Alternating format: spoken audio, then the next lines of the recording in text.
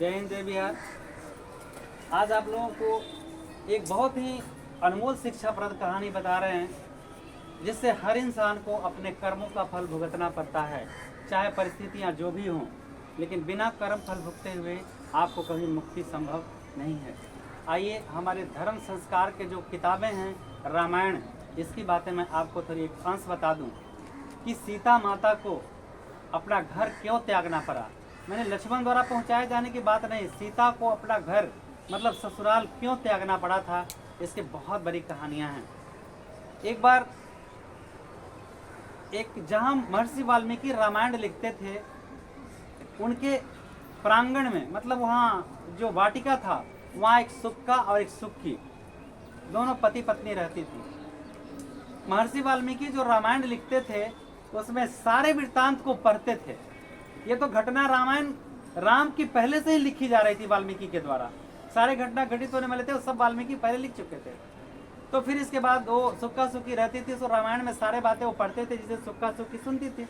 अचानक वो सुक्की उड़ते उड़ते राजा जनक के वाटिका में यानी सीता के पुष्प वाटिका में चली गई और इस तरह वो बोल रही थी, राजा अयोध्या नंदन दशरथ नंदन राम होंगे, जनक नंदिनी सीता होगी, उनका विवाह उनके साथ होगा। इन सारे वृत्तांत तो तोता सुक्की पढ़ रही थी, अपने आप बोल रही थी। जैसे कैसे कोई ऋषि पढ़ा दिए थे, शिकारी आएगा, जाल बिछाएगा, दाना डालेगा, लोभ से फंसना नहीं, तो ऐसे नहीं बोल रहे थे, मतलब तोता बोल रहा था ना। तो उसी तरह से महर्षि पहले के जो पशु पक्षी भी थे बहुत आज्ञाकारी होते थे। तो ये बात जब महर्षि पढ़ते थे वाल्मीकि, तो वो सुक्की सुन चुकी थी और इसी तरह वो पुष्प वाटिका में जाके क्या बोल रही थी, जनक नंदन अयोध्या नरेश दशरथ नंदन राम होंगे, जिनका विवाह जनक नंदिनी सीता के साथ होगा। तो ये बात सखियां सुन ली, सीता की सखियां सुन ली, ये जाके जल्दी से सीता को बता दी। अब सीता जब बात सुनी तो दौड़ी दौड़ी पुष्प वाटिका में आ गई, वो भी ये बात सुनी, सुक्की को बुलाई अपने पास, बोली, आप ये कैसे जानती हैं कि जनक नंदिनी सीता का विवाह दशरथ नंदन राम के साथ होगा। तो सुक्की कहती है कि आप ही जनक नंदिनी सीता हैं, मैं आपको क्यों बताऊं। तो सीता कहती है, मैं ही जनक नंदिनी सीता हूं, कृपया आप मुझे विस्तार से बताएं।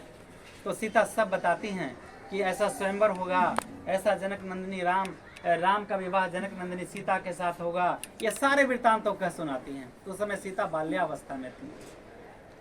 तो सीता कहती हैं कि जब तक ये बात सत्य नहीं हो जाता तब तक आप मेरे पुष्प वाटिका में, मेरे वाटिका में रहिए, आराम से खाइए पीजिए और यहाँ कोई दिक्कत नहीं होगा। तो आज के अतिथि तो आते हैं और चले जाते हैं अपनी मर्जी से, लेकिन उस समय बिना इजाजत के कोई नहीं आता था। एक सुक्का भी पुष्प वाटिका में प्रवेश कर चुका था और बिना उनका अनुमति के जाने के लिए तैयार नहीं हुआ। वो बार बार विनती करती है कि हे सीता माता, आप हमें, हे सीते, हमें जाने की अनुमति दें। तो सीता कहीं कि नहीं, जब तक ये सत्य नहीं हो जाता मैं आपको जाने की अनुमति नहीं दूंगी। अब यहाँ पे क्या होता है, वो जो सुक्की थी वो बच्चे को जन्म देने वाली थी, अपने बच्चे को। तो सीता जाने की इजाजत नहीं देते हैं।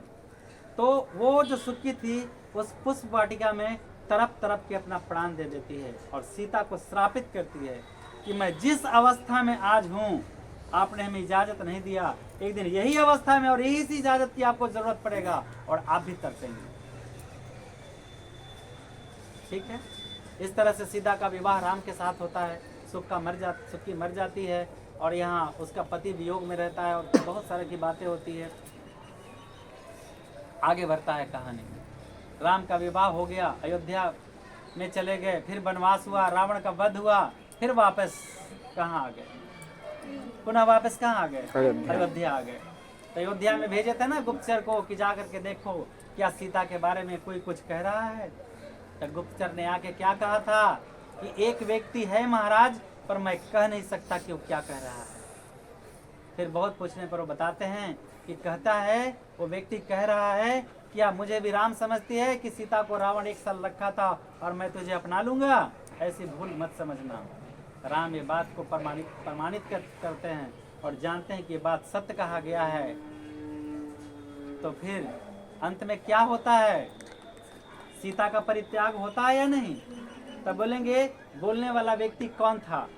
तब बोलने वाला व्यक्ति जो औरत थी वो सुक्की थी, जिसको बोला गया था और जो उसका पति था वो सुग्गा था। जब पुनः जन्म हुआ तो वही मनुष्य के रूप में आया और वही सीता के वनवास का पुनः कारण बना। तो यहाँ पे क्या सीता के पति इजाजत दिए थे उनको वनवास जाने के लिए पुनः? नहीं, सीता स्वयं ग्रह का त्याग की थी ताकि पति के राजधर्म का सम्मान हो, मेरे पति का सम्मान हो। इसलिए सीता अपना घर क्या की थी? स्वयं त्याग दी थी। और जब त्याग दी था, आपको पता है ना कि लव को जन्म देने वाली थी, उसी अवस्था में थी या नहीं? ये जान लीजिए, कर्मों का फल कभी आपका पीछा नहीं छोड़ेगा और अंततः सब प्रमाणित होता है। तो यहाँ बताइए, वहां उसका पति वियोग में था, सुग्गा था या नहीं था? अब यहाँ जब धरती में जैसे संपूर्ण समाती हैं सीता, तो कौन यहाँ वियोग में था? राम वियोग में थे या नहीं? तो मनुष्य के अपने कर्मों का फल कभी पीछा नहीं छोड़ता। इसलिए कुछ भी करने से पहले एक बार सोच लीजिए। कुछ महान मूर्ख विद्वान लोग कहते हैं कि ऐसा कुछ भी नहीं होता है, तो हम तो हिंदी पढ़े हैं, हिंदी लिखा पढ़ लेंगे, वो हम भी पढ़े लिखे हैं, तो क्या उर्दू पढ़ लेंगे? तो बस यही बात आप समझ लीजिए कि अल्पज्ञानी के फेर में मत रहिए। ये बात समझिए, जिसने जैसी करनी वैसा फल, आज नहीं तो निश्चित कल। जय हिंद, जय बिहार।